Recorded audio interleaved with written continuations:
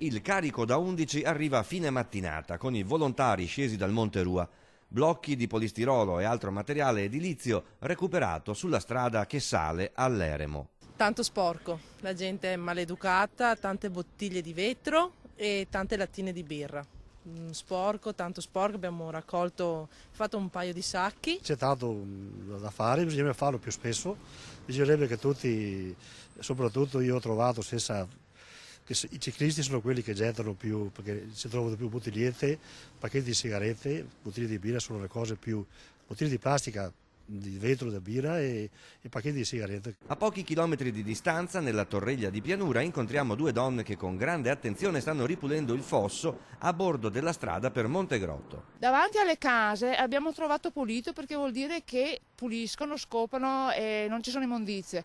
Però il più è quelli che passano per le strade con le auto che lanciano fuori dai finestrini. Moltissime bottigliette di acqua oppure le cose che bevono i ciclisti, integratori, scatolette di tonno, troviamo tappeti delle macchine, indumenti, resti di cibo. Puliamo Torreglia, sesta edizione, ha schierato le forze migliori del suo volontariato insieme ai cittadini con il patrocinio del comune, dell'ente Parco Colli e la collaborazione di Etra che ha fornito giubbini, guanti, pinze e sacchi e ha poi smaltito i rifiuti raccolti.